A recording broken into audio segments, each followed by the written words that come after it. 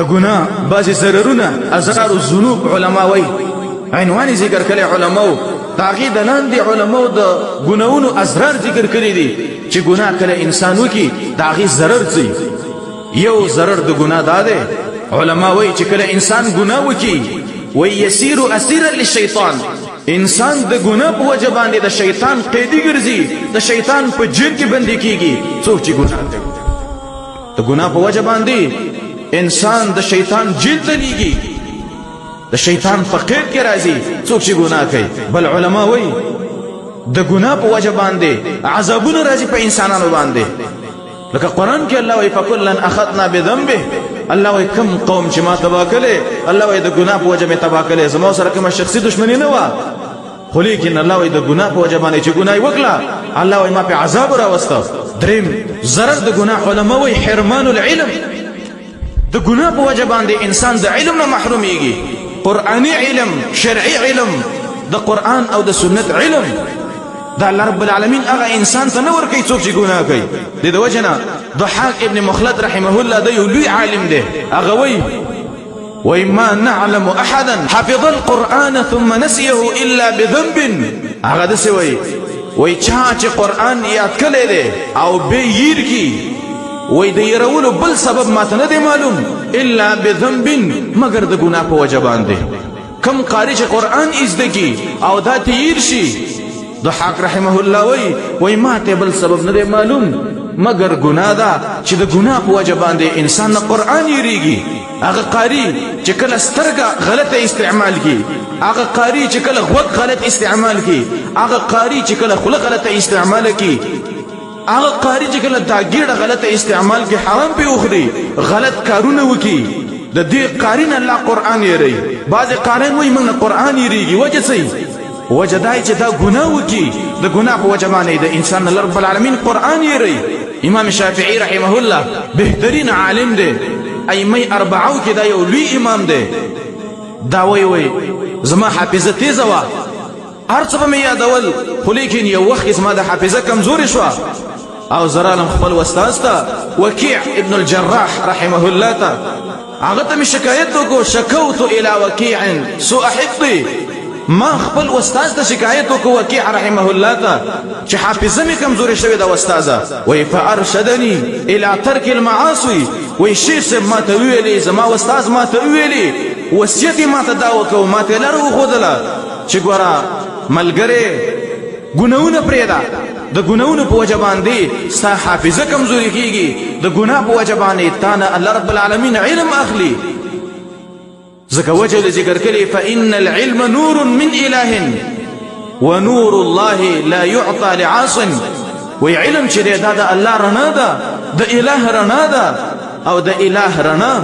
او الله رب العالمین خپل رڼا ګناهګار انسان ته نه ورکوي د امام شافعي رحمه الله قول دی چې ما ته مې خپل استاد داسې ویلې کم یو قاری چې قرآن یاد کی یری کی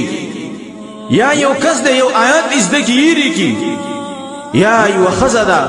د قرآن څه ایسه زده کی یری کی بیتا د قیامت پورې شکل دا راپاڅي دا بړون راپاڅي سورۃ طه کې الله دا خبره ذکر کړې ده الله وایي چا چې قرآن هیر کو الله وایي زه د قیامت پورې زړون راپاسوم دا بړاندې داسې خلک څوک چې قرآن زده کی د قرآن څه ایسه زده کی او بیا ته یری کی د قرآن نه معلومیږي د سورۃ طه دغه آیات نه چې داسې انسان به د قیامت پورې زړون دی بل علما وایي د ګناه ضرر د ګناه په وجه باندې د انسان په زړه کې وحشت راځي د الله مینه د زړه نه وځي د رسول مینه د زړه نه وځي د قرآن مینه د زړه نه وځي د ګناه په وجه باندې کله چې سړی ګناه وکړي د دین مینه د سړي زړه نه وځي د وجه نه سلفو به ویلې وایي کله چې موږ ګناه وکړو د الله خلاف وکړو وایي موږ د الله خلاف ګناه وایي موږ بیا په خپل سورلۍ کې معلوموو چې زموږ د سورلۍ اخلاق خراب شي کله چې موږ ګناه وکړو د ګناه په وجه باندې د سورلۍ اخلاق خرابېږي او بعضې سلفو به ویلې وایي کله چې موږ ګناه وکړو وایي زموږ د ښځو اخلاق زموږ سره خراب شي د ګناه په وجه باندې د سړي د ښځې اخلاق خرابېږي د ګناه په وجه باندې د معاشري اخلاق خرابېږي بل علما وایي د ګناه ضرر دا دی څوک چې ګناه وکړي د انسان ته د دین کارونه ګران شي د الله اطاعتو ته ګران شي او بیا دې انسان ته الله د نیکیو د د طاعاتو توفیق نه ورکوي به څوک چې ګناونه کوي. بل ضرر علما وایي وهن البدن، د ګناه په وجه باندې د بدن کې یو قسم کمزورتۍ پیدا کیږي. د مؤمن په زړه کې یو قوت پروتي نیکۍ ته دا همیش په جذبه کې، خو لیکن د ګناهګار سړي زړه کمزوری کیږي او د هغې نه د دین دا شوق او د دین دا کم قوت چې دی دا به د ګناه په وجه باندې د انسان د زړه نه وځي. نو د ګناه په وجه باندې د انسان دا بدن کمزوری کیږي، به نیک عمل نشي کولی. بل علما وایي د ګناه ضرر، د ګناه په وجه باندې سړی غریب کیږي. هغه خلک، هغه دکانداران چې هغوی وایي چې زمونږ ورځ په ورځ باندې کار خرابېږي، زمونږ په کار کې موږ ته تاوان رسي، دا د خپل کاروبار وګوري، د دې په دې کار کې به ختماً د شریعت خلاف وي، د اسلام خلاف به د دې په وجه باندې دې انسان ته ضرر رسي د ګناه په وجه باندې، او دا انسان الله رب العالمین غریب کوي د ګناه په وجه باندې. نبی صلی الله علیه وسلم دا خبره کړې ده چې ان العبد ليحرم الرزق بذنب يصيبه. نبی صلی الله علیه وسلم فرمایي وای بنده د رزق نه محرومیږي په سبب د ګناه چې دا بنده وکي. بنده ګناه وکي، د ګناه په وجه باندې الله بنده د رزق نه محروم کی. الله به تعالی یو رزق لیکلی، الله به تعالی یو نعمت درکلی، رزق به درکلی، خو لیکن د ګناه په وجه باندې د بنده د رزق دروازې بندېږي. څوک چې ګناه کوي